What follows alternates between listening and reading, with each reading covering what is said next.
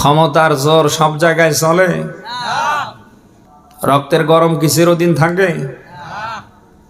এদের দশক যারা ক্ষমতায় ছিল দেখেছেন না তাদের তর্জন গর্জন? ওদের হুঙ্কারে ঘর থেকে বের হওয়া যেত না।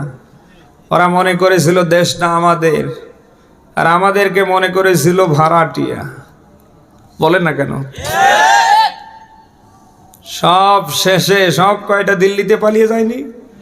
আর এই বাংলাদেশে যে কয়েকটা আছে সব যেন বিড়ালের বাচ্চা হয়ে বসে আছে। আছে তর্জন গর্জন হুঙ্কার আছে। এগুলি চিরদিন টেকে না, এগুলি চিরদিন কারোর থাকে না, থাকবে না।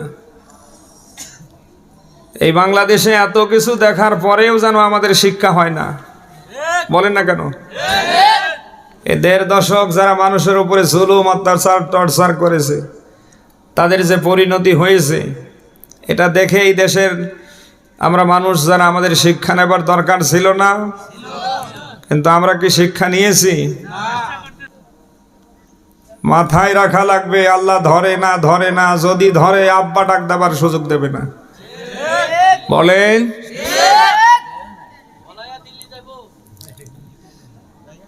এই 1.5 দশক তো এই বাংলাদেশে আমরা দেখেছি এই কাজগুলি করেছিল ছাত্রলীগের সন্ত্রাসীরা।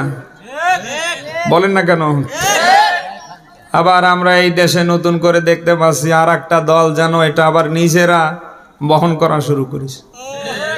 মনে রাখা লাগবে, ওরা গিয়েছে যে পথে আপনাদেরও যাওয়া লাগবে ওই পথে। বলেন